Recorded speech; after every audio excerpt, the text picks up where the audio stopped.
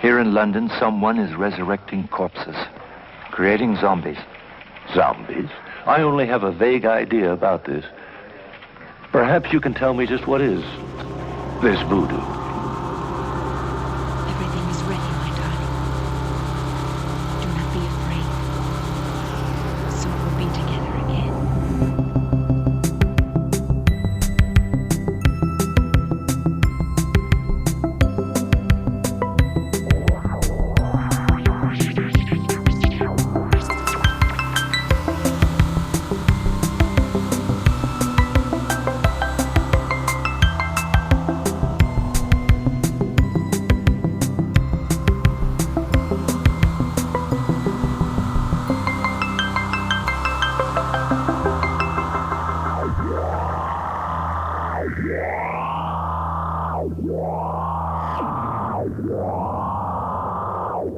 This sandwich tastes as dry as hell.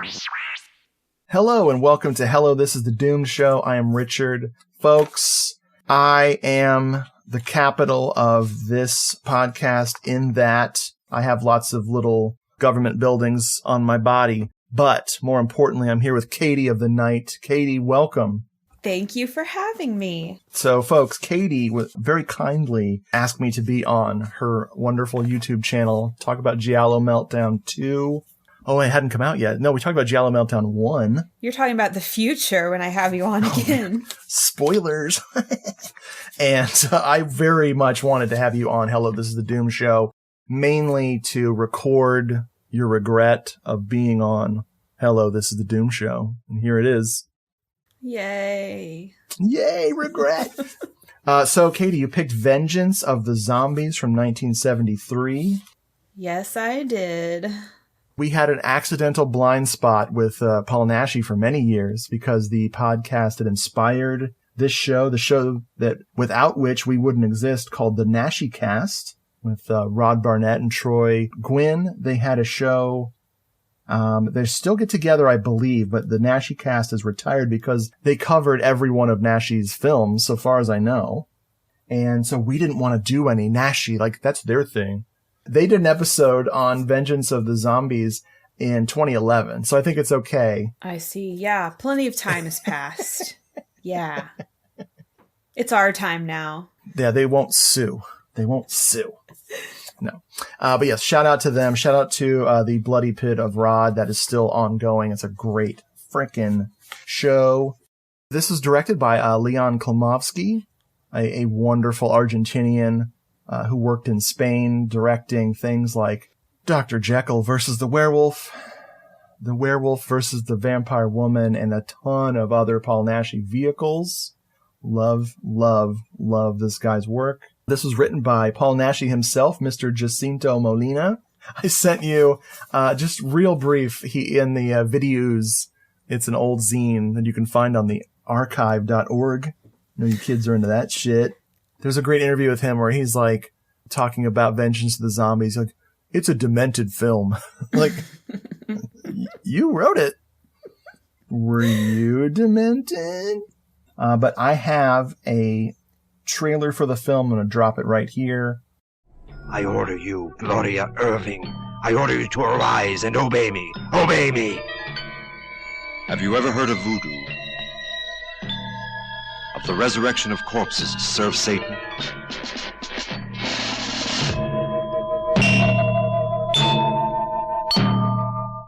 Drops of human blood.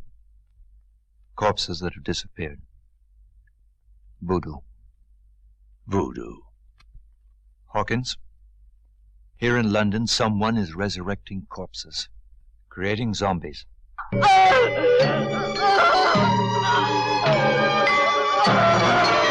Yes. Zombies to wreak vengeance. Zombies which murder, which torment, which kill.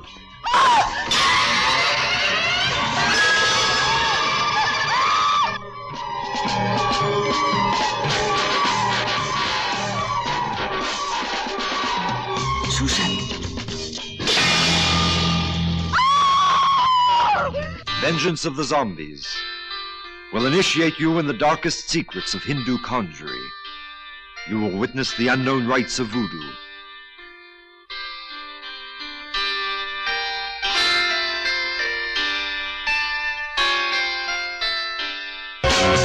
In an orgy of blood and horror.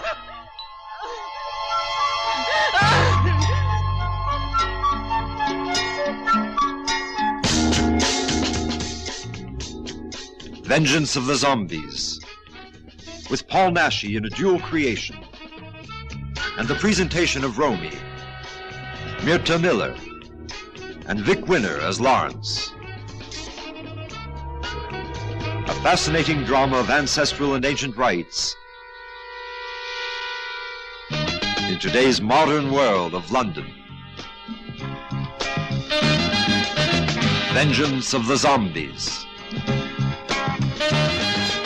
Okay, now that we've concluded the trailer portion of the show, the most natural thing for me to do now is to read from the VHS tape, which I don't own, sadly. This is the All Seasons Entertainment VHS. The picture on the back is from a different film. They've got a zombie on the back from Horror Rises from the Tomb, another Paul Naschy film. And the tagline is, "A modern-day gothic tale of horror and fear."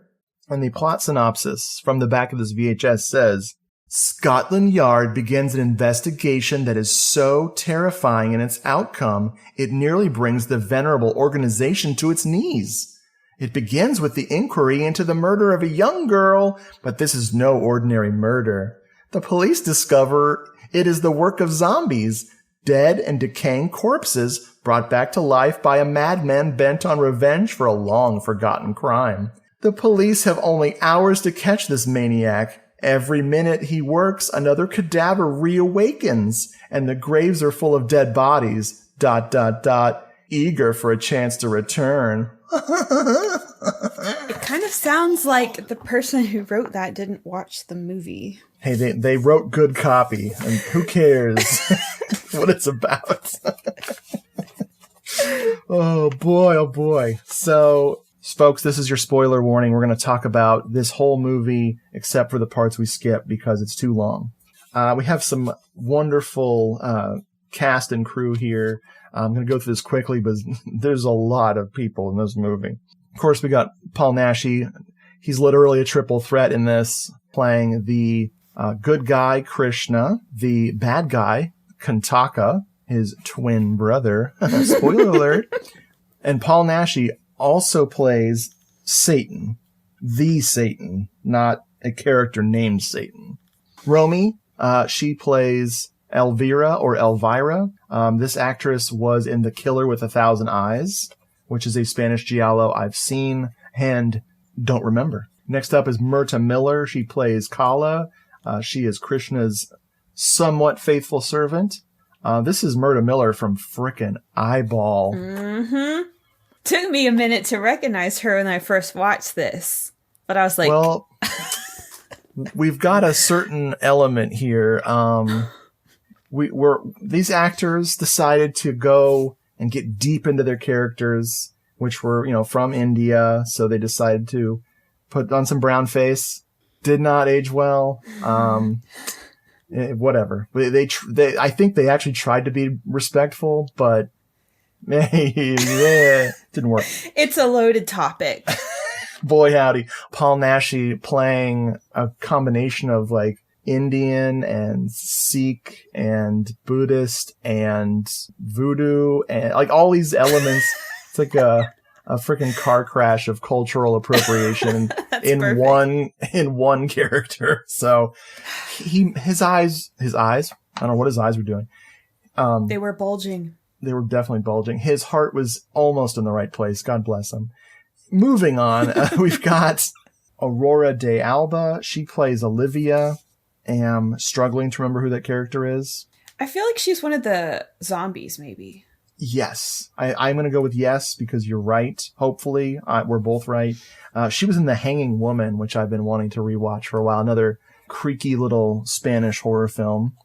Luis Sigues, that's how I'm pronouncing it. He plays McMurdo, the train station guy. Yes. My name is McMurdo. I love him. This guy was in The Vampire's Night Orgy and the aforementioned Horror Rises from the Tomb. Pierre Bissari, who plays Ty. This is the black character in the movie, and they actually found a black person to play him. So his proud. name is T. Zachary. Tzach.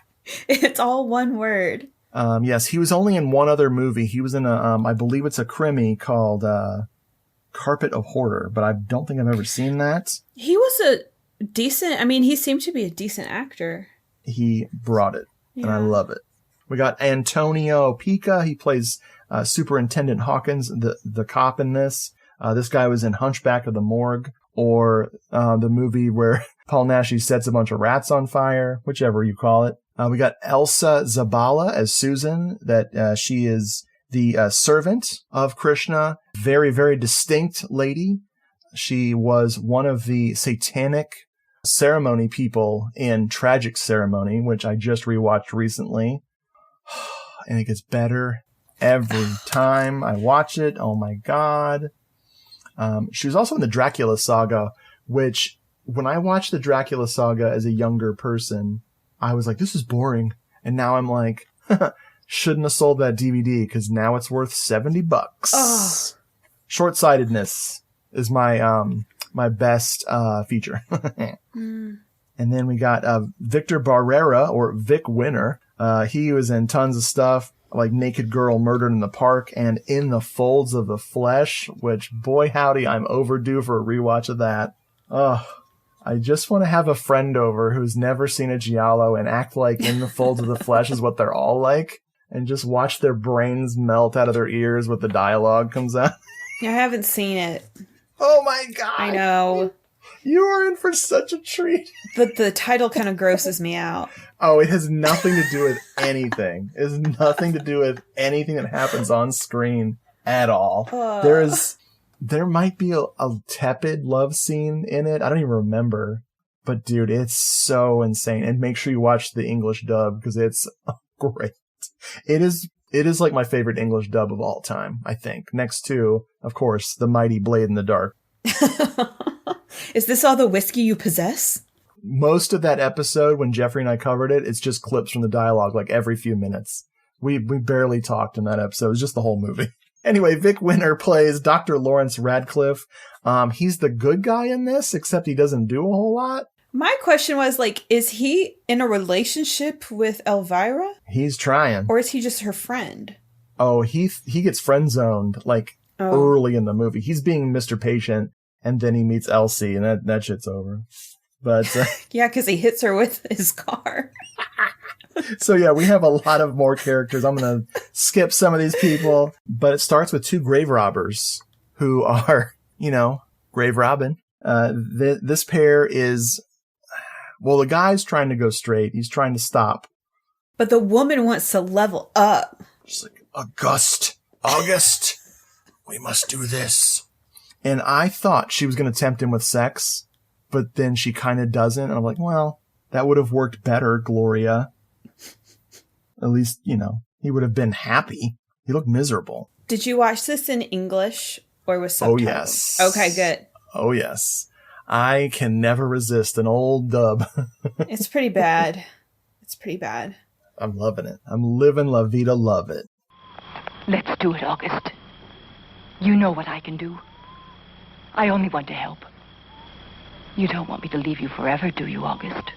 So they go grave robbing, and they get locked in the tomb by a mysterious character who's wearing the worst mask. I think it's supposed to be a black person, this mask. And luckily we don't have to look at it through the whole movie because it's not great. It's not the worst stereotypical, thing I've seen. There's a Jess Franco movie, one of his early movies, that someone wears a mask like that and it'll rip your soul out. It's so bad. Oh.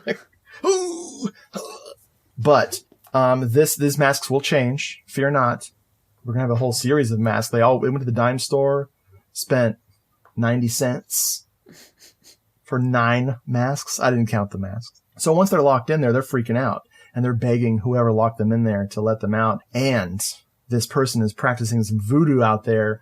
And the woman who just died, a Gloria was the corpse, wasn't it? Yes, Gloria was the corpse who was just killed, and she raises up from the dead and totally murders these two assholes. In slow motion. Man. Gently. León Klimovsky, he loves slow motion ladies. Be they vampires or zombies, he don't care. Put them in something that you can kind of see through and have them move real much. Real much? I don't know. That was from the Spanish. That was a direct quote from him, so I messed it up. The poor translations are affecting your own speech. That's right. And then the music kicks in. I wrote, "Play that funky music, Spanish boy." Man, I'll tell you what, the music, it's so good.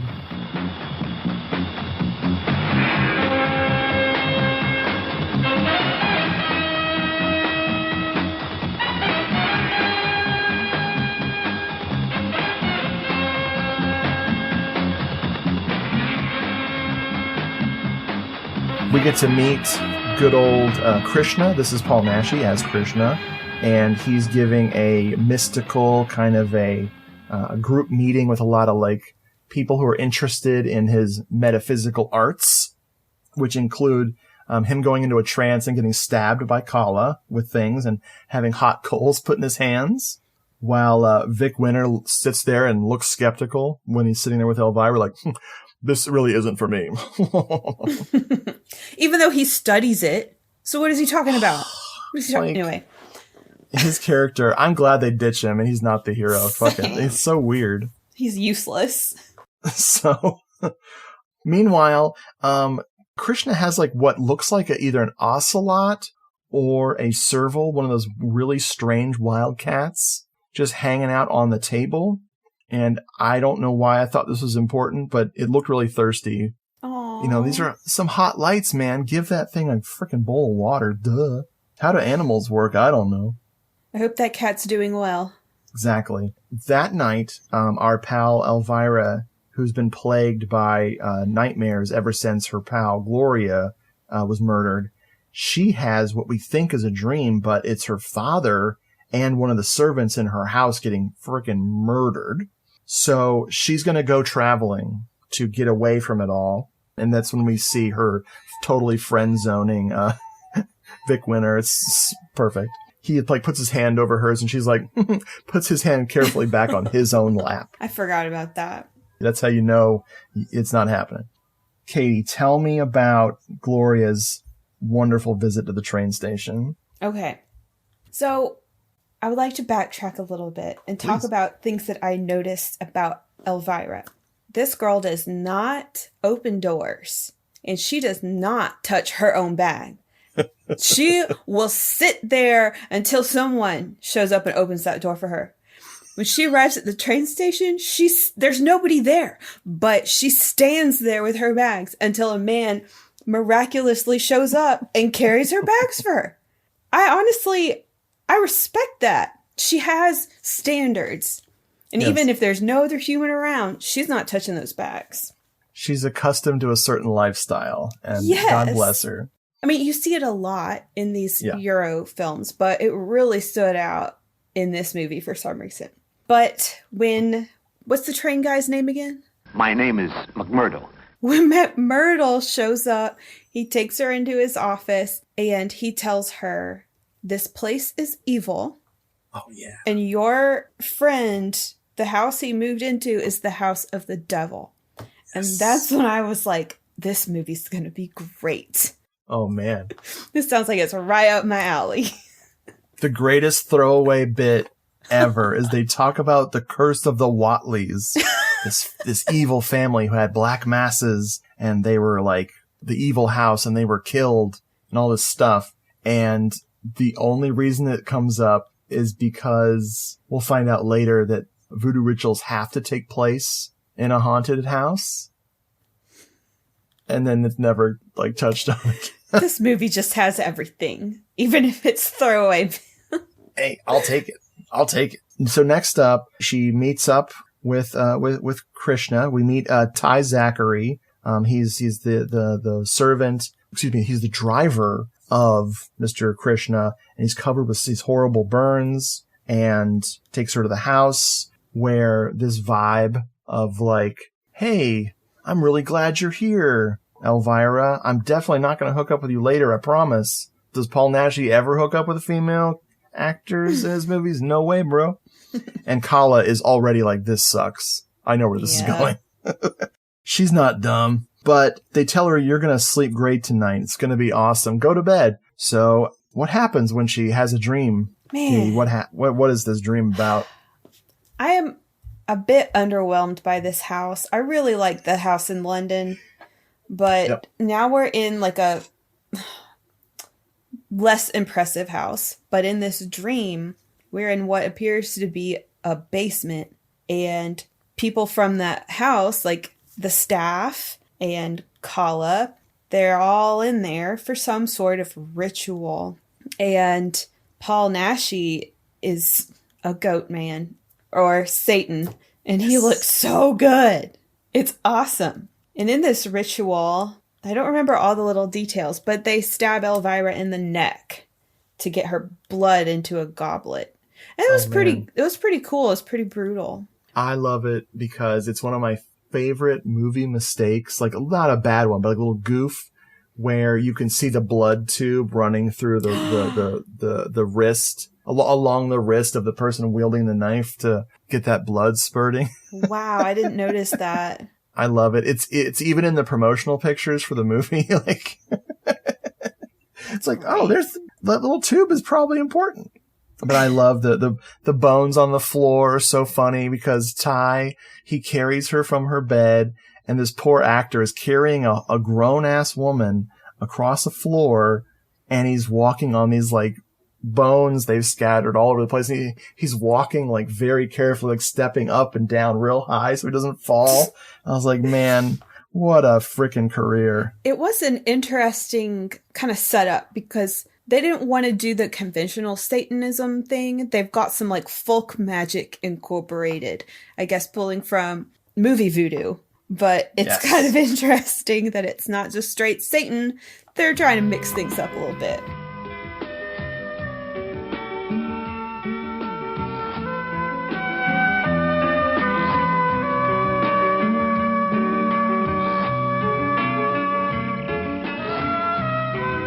She wakes up from this, and of course, you know, she's safe. But we cut to Krishna, like, telling her his life story and how much he suffered to become the guru that he is today. And then we cut to who I thought was the coroner, but it was a random butcher who lives in the town, who is his mistress has showed up at the old meat depot, because, you know, that's the hot place to hook up. She completely gets naked in his office, and he's like, well, now I don't care if anyone sees this because you're hot. They both get killed by this mysterious character who's been killing everyone. And the bass player on the soundtrack has gone completely batshit crazy. It sounds like he's trying to melt his bass strings by playing as fast as humanly possible. Then the butcher is hanging up along the rows of meat in his butcher shop, or in his meat depot, and I wrote, that guy sure is hung. Come on. That's a real zinger. So these bodies of these murdered people have to go somewhere, Katie, and they go to a morgue worker doing my favorite movie thing. What is it? He's eating a sandwich amidst all the dead bodies. Oh my God. It's such a trope. I mean, I love how that is a trope all the way back in the early 70s. It's hilarious, especially when the sandwich is kind of floppy and there's like stuff falling out of it. Hey, I'm a very death positive person. I know that, you know, corpses are just as dirty as people were in life as they are in death. You can have a sandwich in front of a living person. You can have a sandwich in front of a dead person. Or maybe you shouldn't. I just feel like it would be kind of smelly in there. Yeah, well, you know, formaldehyde is basically a sauce. Ugh. So when this morgue guy is having his little lunch break, the killer is back, and the killer has started raising, how many bodies is he raising in there? Anyway, one zombie comes up off the table. She walks, she slow motion floats over to this morgue worker. And I swear this was a can of soda, like a regular Coke can. Yes, it's a beer can. And somehow between her grabbing it and her stabbing him with it, it like loses its top. So it's like someone took a can opener to it. So now it has a raw edge. Yes. So she kills him with the Coke can in the neck. Really digs it in there too. I just love how bizarre that is. I love it. Another key scene of this movie is Dr. I keep calling him Vic Winter. He has a name in the movie. Is Dr. Lawrence Radcliffe. He is explaining the voodoo to the cops because, you know, he suspects that there's this voodoo rituals behind all this stuff. And he says one of Paul Naschy's favorite words. Whenever Paul Naschy writes a screenplay, his favorite word to sneak in is propitious, or propitious in this case. Sometimes he says propitious. And in this case, it's when all is propitious, you can do the voodoo ritual. And it's very confusing. Can you define propitious for us? It just means, like, the time is right. It's all it means. It is totally just a fancy thesaurus word you could bust out. But I've heard it in at least 3 of his films. It's great. But they're so confused about what voodoo is. It's not even worth going into. It's so insane. That scene is so long. Yes. And weirdly enough, it's not as annoying as the one from the Werewolf versus the Vampire Woman, where in the Spanish version, I think it might even be Vic Winter as the same type of character. Like, you don't understand what these backcountry people are like. Why are they so ignorant about the world? And the other person's like, this is a superstitious place. And it's the longest bullshit scene. This is a miracle compared to that one. Wow. This is fine. Oh boy. We have a scene where Krishna is telling Kala not to be jealous over Elvira. It's like, nah, dude, this is not going to work out for you. I've taken lovers before. You didn't care. And she's like, I hate you. I'm gonna freaking destroy you.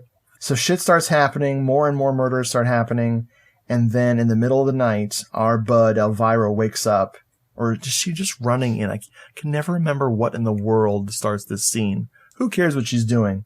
She goes to seek Susan for help. What happens when she goes to see Susan in the middle of the night? Oh, yeah. So Susan, like, sneaks up behind Elvira at dinner, and she's like, you need to leave here.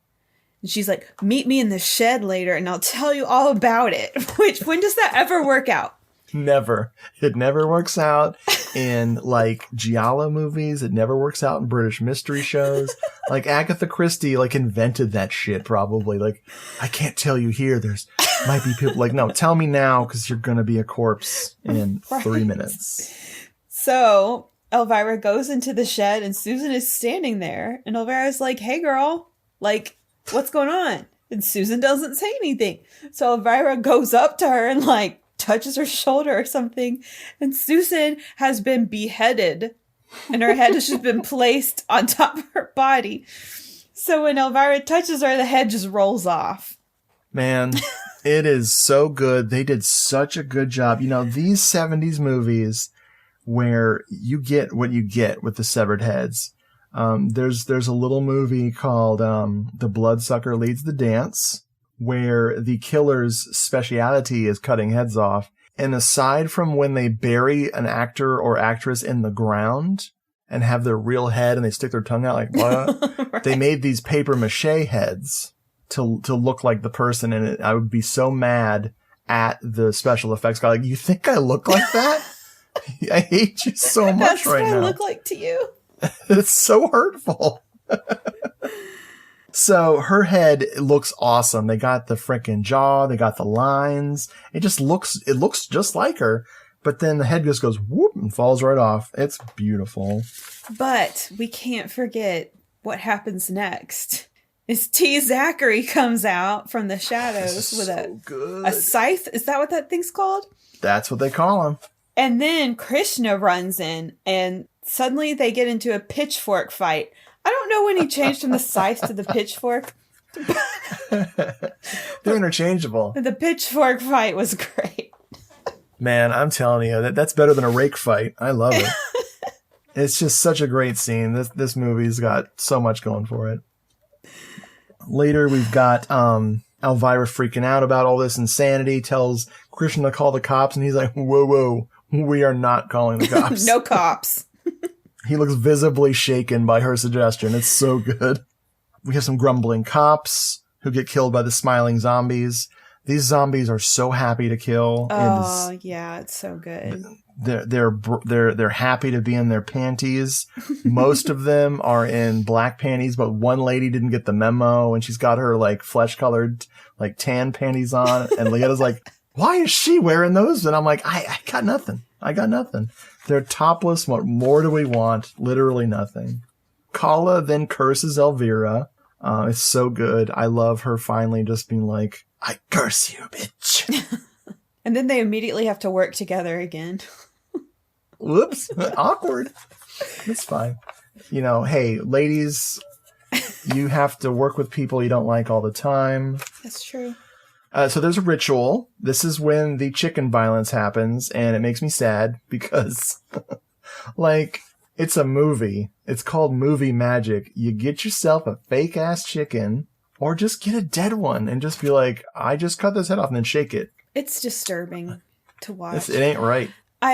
Zach was watching it with me last night, and I was like, don't look, they're gonna kill a chicken, because he doesn't like when things get killed. Like, he won't even kill a bug. So I was like, don't look, they're gonna kill this chicken. And he was like, so? I eat chicken. See, I eat chicken too, but I don't get to kill it or watch someone kill it for me. Not on the polite society. I have to go to the back alleys for that. His reactions to animal violence in these movies is fascinating. There's one movie, I won't say the title of it, but we see a seal get killed. Ooh. And Ooh. I kept telling Zach, like, don't look. I'm trying to protect him, you know? I'm like, yeah. I'll tell you when it's over. And he's like, it's just a seal. I was like, what? Does he eat seal? What are we talking about? That is baffling. I get upset at Dead or Alive when motherfucker sets a spider on fire. I'm like, spider had a family, you son of a bitch. I can't with that. I didn't rescue a beetle that found its way into an elevator the other day at work, and it's been haunting me. I should have gotten that beetle out of there. He needed my help. I saved a beetle today. Weird. Man, thank you. I chose not to because I was in a bad mood. Now I'll always regret that poor beetle. We just lost half the audience. I'm glad you saved one, so that means the audience came back in. They're like, fuck this show. Fuck it. Beetle hating fucking asshole. Richard Glenn shit. So now Ty he's mad at Krishna and he's got some shit to say. He's like, Krishna, you need to stop this. Oh, no, I'm sorry. He's talking to Kantaka, the villain. Oh, yeah. He barely even talked about Kantaka. Kantaka is the twin brother of Krishna. He raped this lady and accidentally murdered her. It sounded, the description of what he did sounded like he just raped her to death. That is exactly what it sounded like. That's not good. Care to explain? Her family and the other families in the area, this was in India, the other British families gathered around and set fire to the house, and they severely burned Ty, but they really severely burned good old Kantaka, and he's getting revenge on all these families. That's why all this is happening. Ty is like, no, we've gone too far. This is crazy. And so he immediately is murdered by the zombies. Kala decides to stand up for herself finally. And my favorite is Kantaka just pushes her down on the floor. Get down. And then she's like, did you just push me? This motherfucker just pushed me. Did anyone else see this? Oh, you're all zombies. Uh-oh. Krishna tells Elvira the whole sad story, which, hey, I just told you the whole sad story. And then the doctor, our would-be hero, is suddenly distracted by Elsie nearly getting run over by his car.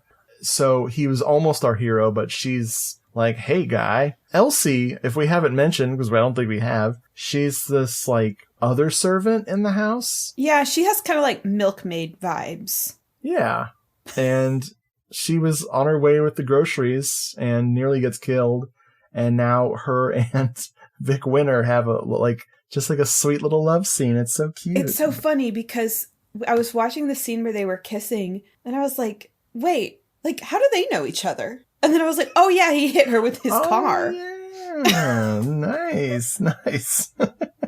So now we're, Elvira's been kidnapped by Kantaka. She and Kala, because Kala betrayed him, they're both chained to the ceiling, and Krishna is now under the control of Kantaka, who Krishna straight up murders Kala. He just slices her throat, and they definitely saved money on that scene because she just kind of leans over like, I'm dead. Not much bloodshed. No. And then when he goes to do the same to Elvira, she's like, it's me, Elvira. And he's like, oh, I love you. I won't do it. So then he finally stands up to his asshole brother. The final ritual for immortality is what this is all about here, because, it hasn't just been about revenge for Kantaka. It's also about becoming immortal, maybe growing his hair back over the burned part of his scalp. I don't know. But something happens to Kantaka that I did not see coming. And this is my third viewing. I did not remember this. What happens to Kantaka? Elsie reveals herself as a voodoo spy from Voodoo International Headquarters. And my God, a double agent. And she has been sent to monitor Kantaka's activity. Okay, hold on. And then what happens? I'm trying to remember now. So she kills Kantaka. Okay. And she's about to kill Elvira. And the cops shoot her? Yes, that's when the cops bust in just in the nick of time and just start shooting. Which I love that so many movies end like that. It's hilarious. For some reason, I have this huge relief when these cops swoop in and just shoot and ask questions later. But it saves the day. So many movies end that way, but I can't name them because spoilers. But exactly. And then everyone gets packed up into cars and we're out of there. And more funky music.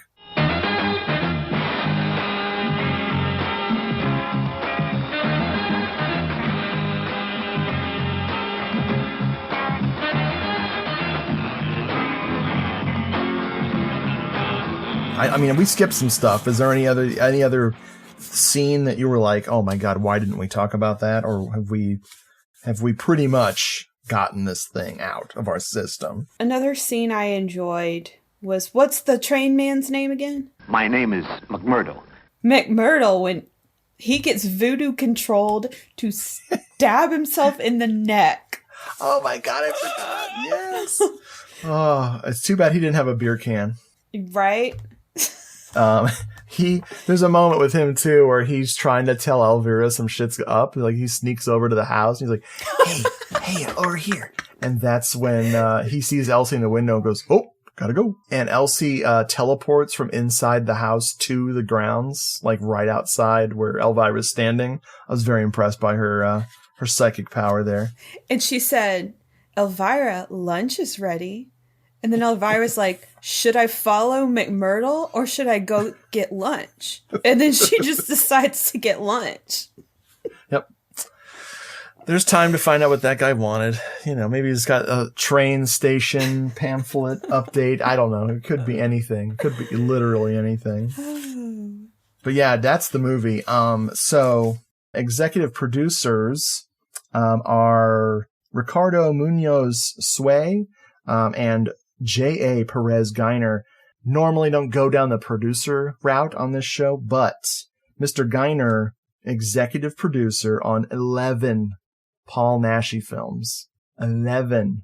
Frickin' nuts. All classics, too. Just one after another. So great.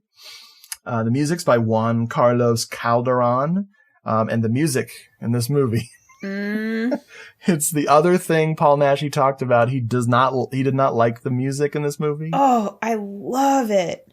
Exactly. There's no accounting for taste, Mr. Naschy. You are wrong. He says in the interview, he's like, I really would love to go back and add new music, but hey, these films are what they are. I'm like, damn right they are what they are. And this music is great. The music is so much fun. If you're like not paying attention to this movie, the music will slap you in the face and be like, look at me. Exactly. Look at me. And get ready to have a fun time, damn it. Oh, you like funk?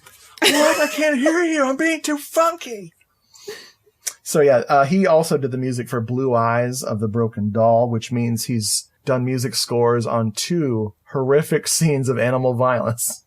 Oh. Cinematography by Francisco Sanchez, who shot such wonderful things as The Mummy's Revenge, The Curse of the Devil, oh my god, and the aforementioned Dracula Saga. I have a little trivia before we talk about if we like this one or not. I have a little trivia too. Oh, snap. What have you got? I will let you go first. Okay. It's not a big thing, but on the Blu-ray I have, they had some alternate scenes. And I was like, what are these alternate scenes going to be? So I watched them. And they're basically all reshoots of scenes that are in the movie, but all the topless scenes now have coverage. Yep. So I guess they just shoot. I don't know if that's how often they do that, but I guess they just shoot that as backup in case the movie is banned somewhere. Spain, they had so much heavy censorship. 2 things they would always do. One is the horrific things would never be set in Spain. Like, a lot of Italian films are set in England. Yeah. Spain had to do that because of censorship. You couldn't portray bad things happening in Spain. So, because the government would censor your movie. So that's why so many Spanish horror films are set anywhere but Spain. Wow, I didn't know that. And the other thing is they did not want any nudity in Spanish films. So the British market, the Italian market, the Japanese market, they would get all the uncut nude scenes, and then poor Spain would get the clothed sequences. That's why those are in there. Wow. That's why so many Spanish horror DVDs, Blu-rays have those clothed sequences. Like, have you ever seen 7 Murders for Scotland Yard? No. That's Paul Naschy Giallo. That one, so far as I know, the uncensored, like the version for other markets doesn't exist. So every time there's about to be nudity, it's weirdly like, whoa, there's no nudity here.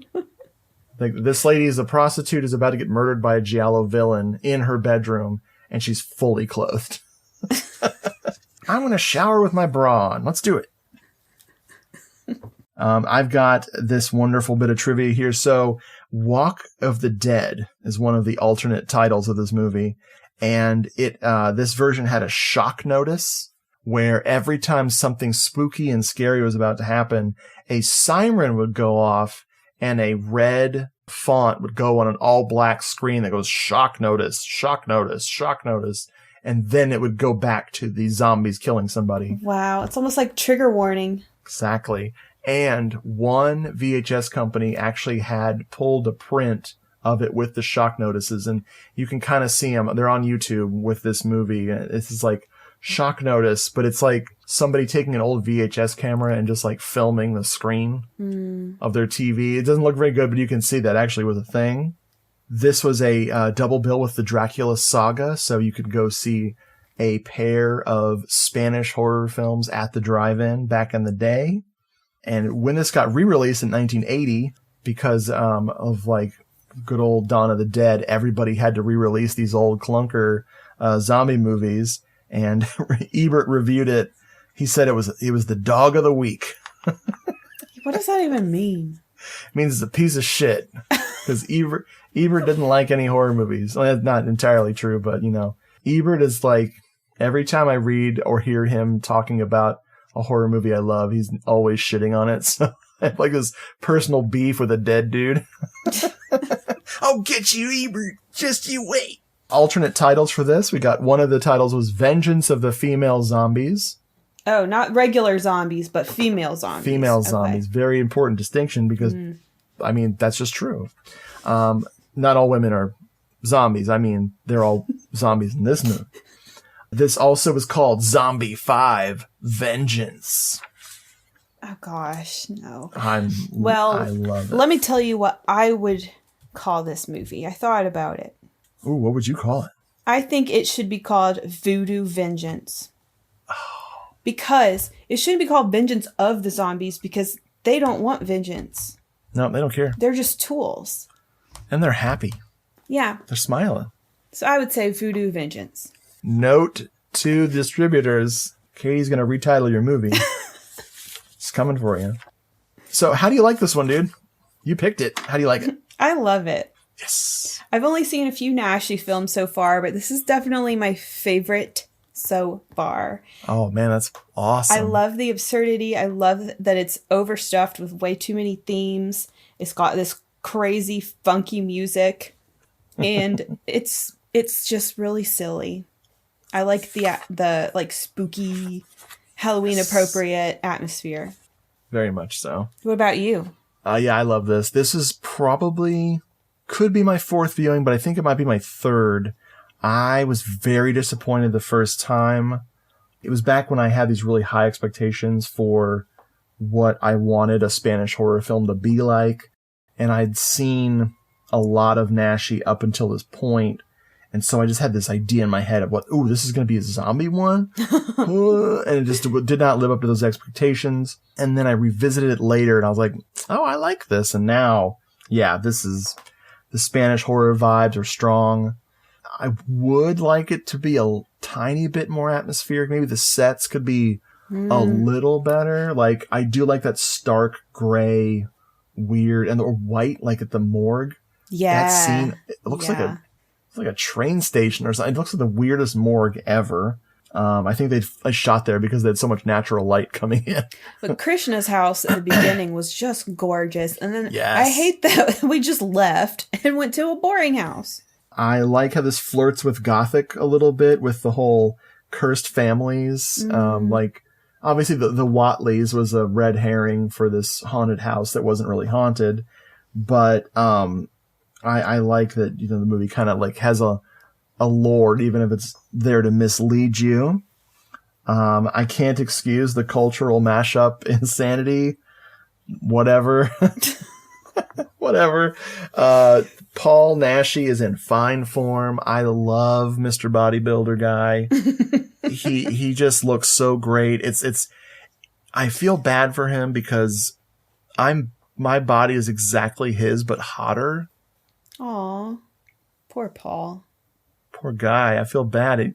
He needs to get more of that, like deflated marshmallow thing I got going on. That's hot. But never a dull moment in this movie, ever. It just never lets up. Even the conversations that are just boring were stupid enough to keep me entertained. And yeah, that's how I feel about frickin' Vengeance of the Zombies. I was shocked there wasn't more trivia about this. I'm hoping that one day I'll get one of those Paul Naschy books. Because I know his son has a book, and I think it's like a coffee table book. And Paul Naschy has his like autobiography, but I've never seen it out in the wild. I probably missed my chance to pick that up, and hopefully it's translated into English. That'd be nice. So before I let you run out of here screaming, Katie, every guest co-host, I ask them for something important, which is a recently seen and loved film. It could be an old favorite. It can be something unseen to you until, you saw it. Or, no, that's it. Yeah, there's no or. It's just one of those. Oh, any genre. It could be any genre. What do you got? Okay. Well, I wouldn't even say I love this, but it was very impactful. And it definitely stands out amongst everything else I've watched this month. And that is Jess Franco's Eugenie, a.k.a. Eugenie. Oh, yeah. From 1970. Nice. Oh, man. Have you seen this? I have, a long time ago, back when I was doing Franco Friday. Oh, have fun.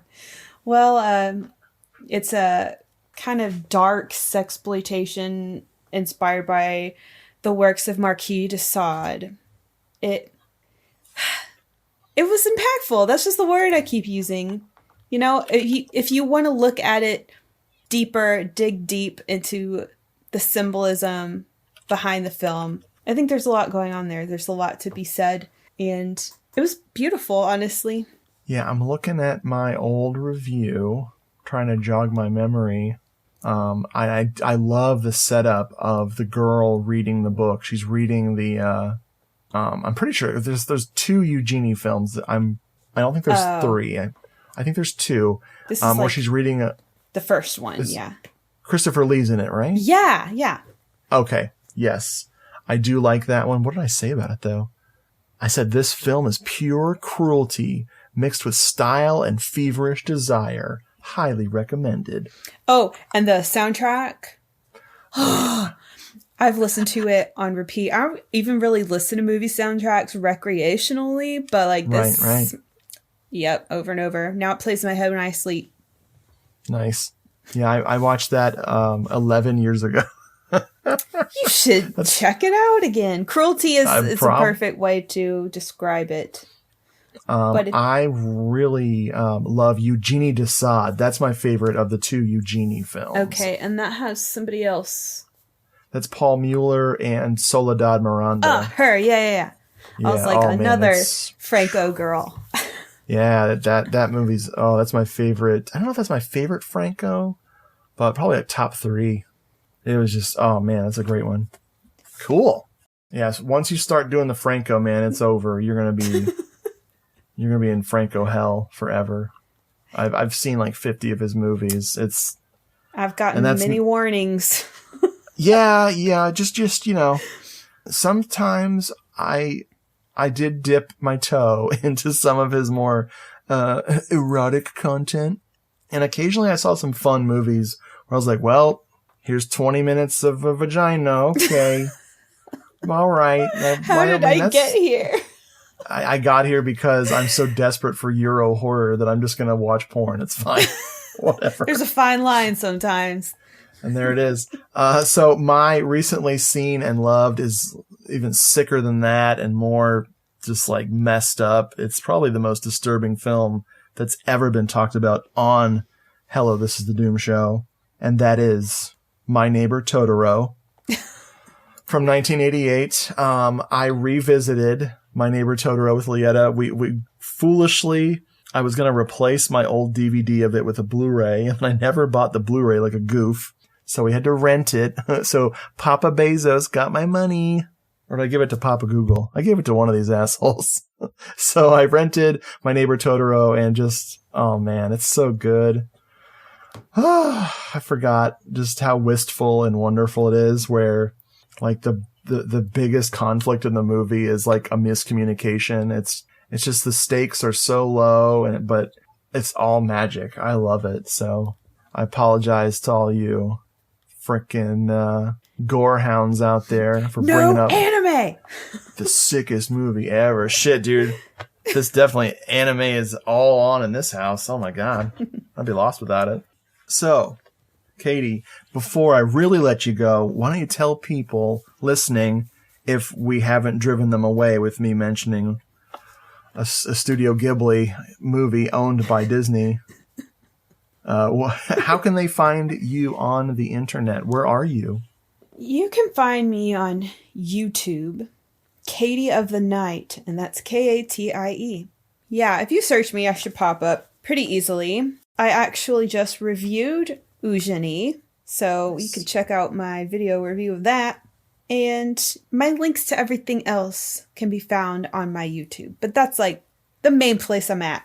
And folks, I highly recommend Katie's channel because it has been quite a journey.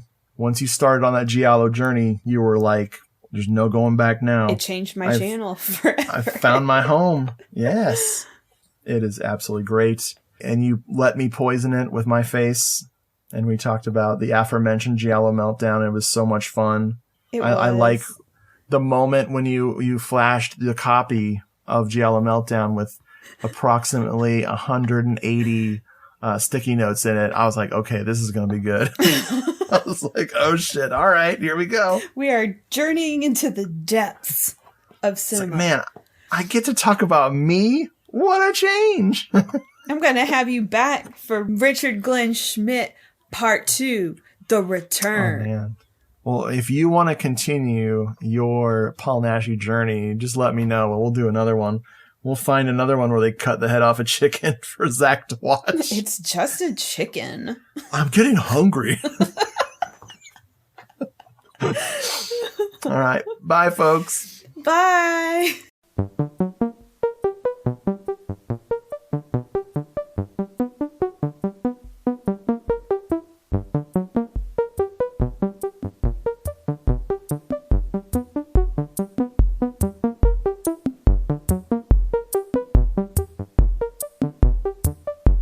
Folks, thanks so much for listening to this episode. If you'd like to write into the show, send an email to doomedmoviethon@gmail.com or hit us up at doomedmoviethon on Instagram or at doomedmoviethon on Twitter or at doomedmoviethon at Discord, or go to Hello This Is the Doomed Show on Facebook and message us there. If you want more Hello This Is the Doomed Show, go to doomedmoviethon.com and click the podcast button for the archive, or go to YouTube and look up Doomed Moviethon and you'll find the classic episodes of Hello, This Is the Doomed Show. And if that's still not enough, I have written some books, about my love of movies over on Amazon.com. Just look up Richard Glenn Schmidt and you'll find Giallo Meltdown, a Moviethon Diary, Giallo Meltdown 2, Cinema Somnambulist, or Doomed Moviethon, the book. Hello, This is the Doomed Show is a proud member of the Legion Podcast Network. Go to legionpodcast.com and check out the other great shows over there.